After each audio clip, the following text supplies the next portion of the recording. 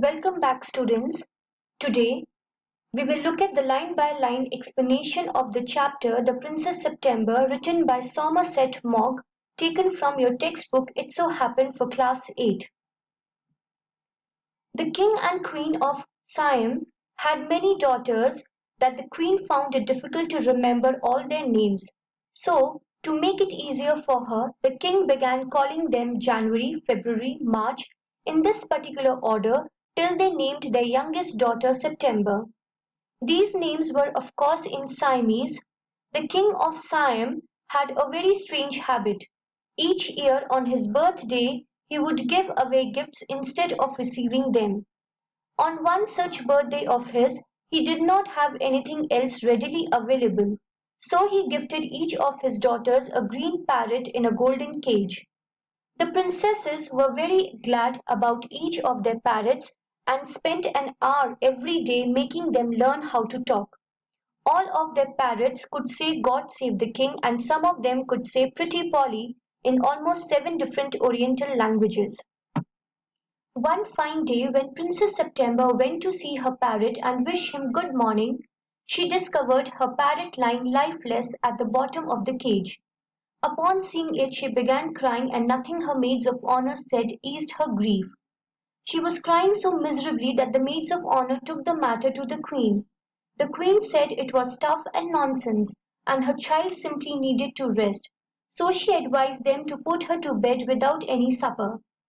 The maids of honor were supposed to go to a party, so they tucked Princess September in her bed as fast as possible and left her alone.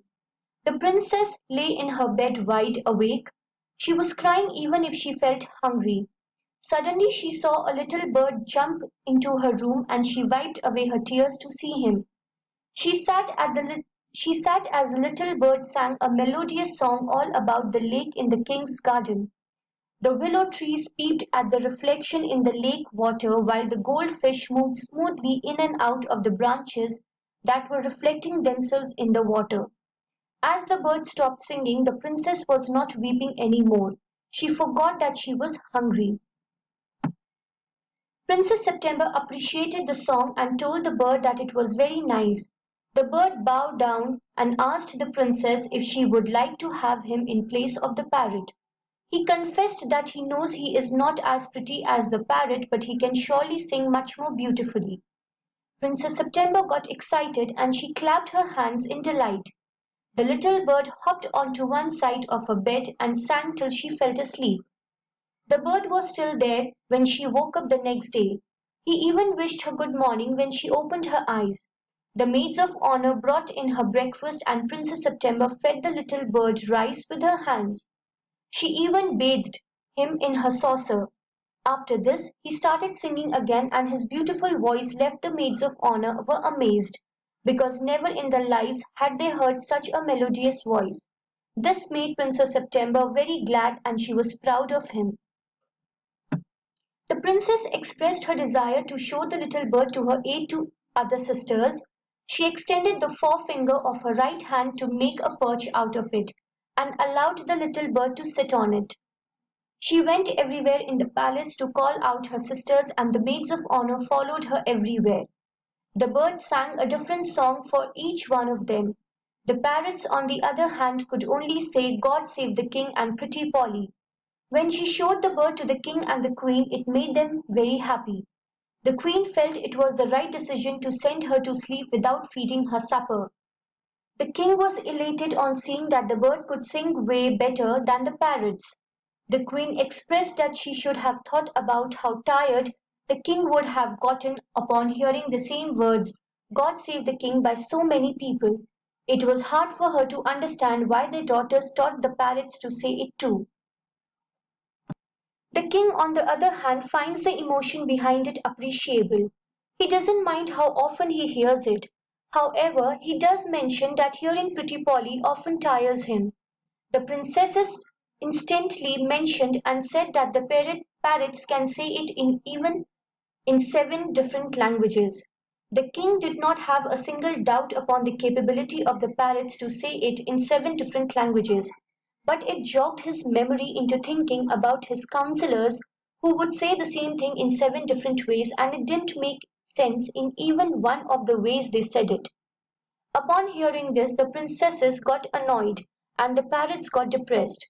Princess September, on the other hand, roamed all around the palace, visiting all the rooms while she sang like a lark and the bird flew round and round her. The bird, on the other hand, sang like a nightingale. For several days the situation in the palace remained somewhat like this only. The other 8 princesses thought about it and strategized. They went to see Princess September and sat around her in a circle. They expressed their grief over the death of the poor September's parrot. They said that she must be feeling terrible for not having a pet bird like all her sisters. They told her that they have pooled their pocket money to be able to buy her a lovely green and yellow parrot. Princess September found their offer of no use and thus she said, "Thank you for nothing." She further added that she does have a pet bird who sings the most beautiful and melodious songs for her. In fact, she did not know what she would do with the green and yellow parrot. The other sisters suggested that it was absurd to talk about her little bird when he comes and goes as he likes. They looked around the room to find him and when they couldn't, they asked September about his whereabouts.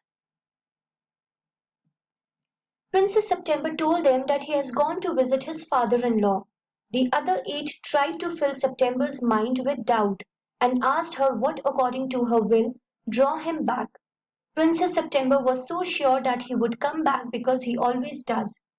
They tried to advise her upon not taking any risk like that. They told her to lock him and keep him in a cage if he ever comes back. They specifically mentioned that she'd be very lucky if he does, and the only way she can be sure of his possession is by putting him in a cage. Princess September expresses her concern and tells her sisters that she likes to have him fly around the room. They left the room as they shook their hands, leaving Princess September alone and feeling uneasy. After some time, Princess September noticed that it has been quite long since her little bird left. She began worrying that something unfortunate must have happened to him with all the hawks and traps that are out there for the little birds. She even began thinking of the possibilities of him forgetting about September or that he might develop a liking for somebody else. How terrible it would be, she thought to herself. She only wished for him to come back to her safely. As Princess September was thinking about the bird, she suddenly heard a tweet tweet from behind her ear. She found the little bird sitting on her shoulder. He had come in so softly and without making a sound that she could not sense him sitting on her shoulder.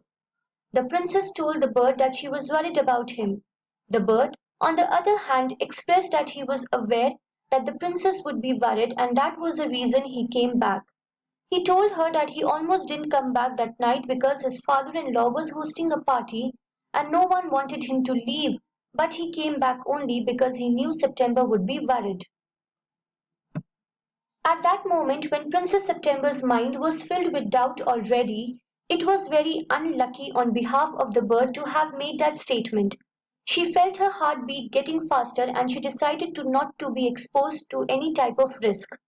So she got hold of the bird in her hand and took him towards the cage. At first the bird did not suspect a thing about upon seeing the cage. He was shocked. September put him in the cage and locked him. At that time the bird could not understand what was happening, but in a moment or two he got into his senses, jumped onto the ivory perch and asked September what was going on. He thought it was some joke she was playing with him. September told him that it was no joke and that she was worried about him as her mother's cats were supposed to be roaming around at night in search of her prey.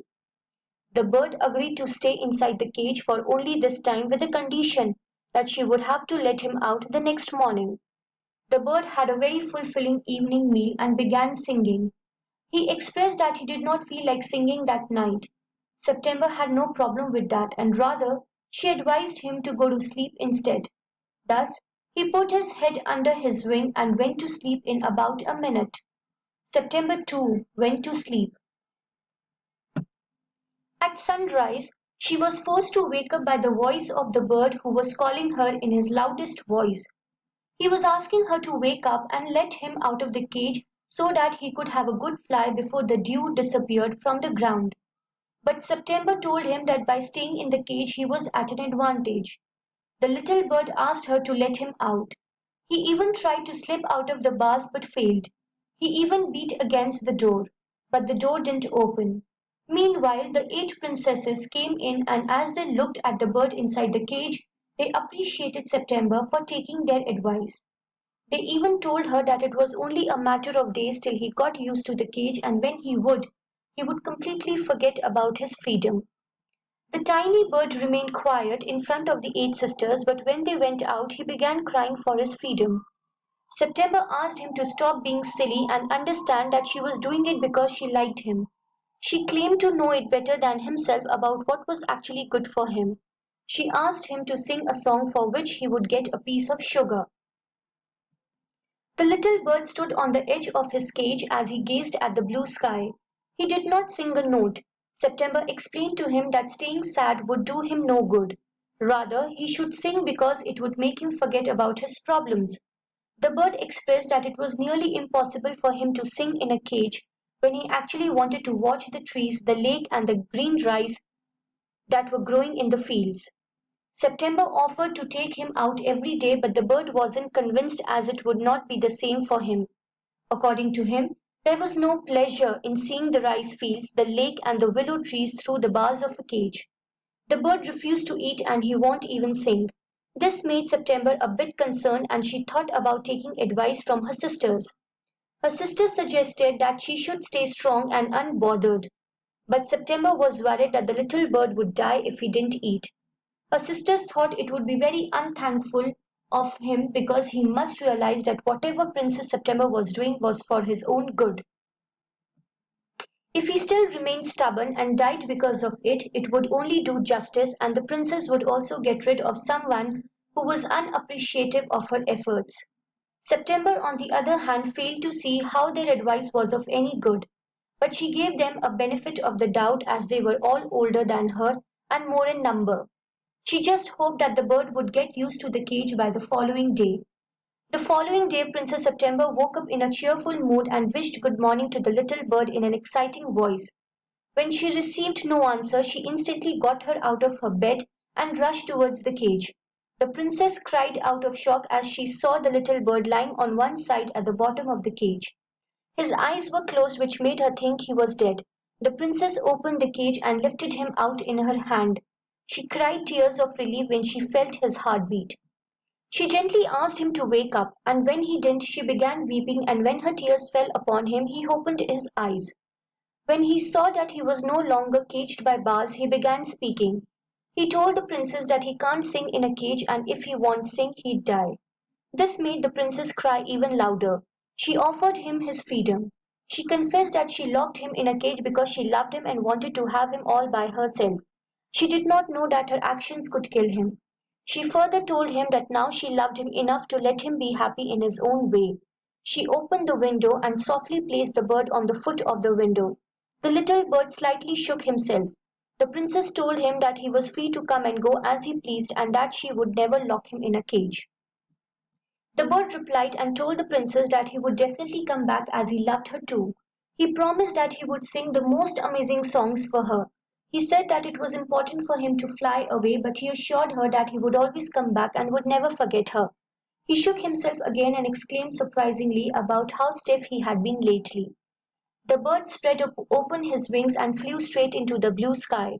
The little princess, on the other hand, began crying miserably as it is very difficult for one to put the happiness of someone you love before your own, and with her little bird no longer in sight, she felt lonely. When her eight sisters got to know about it, they made fun of her and told her that he would never come back, but he did. He would sit on September's shoulder and eat out of her hand. He sang the most loveliest songs for her and that he had learned while he was flying above the fair places of the world. The little princesses never closed the window of her room so as to allow the bird to come in as he desired. This also proved to be amazing for her and she grew up to be immensely pretty and graceful. When the little princess grew old enough, she got married to the king of Cambodia and she rode a white elephant to the city where the king lived. Her eight sisters, on the other hand, never kept their window open at night and so they grew up to be ugly and unpleasant. Upon reaching their age, they were given away, or in other words, married to the king's councillors with some tea and a Siamese cat.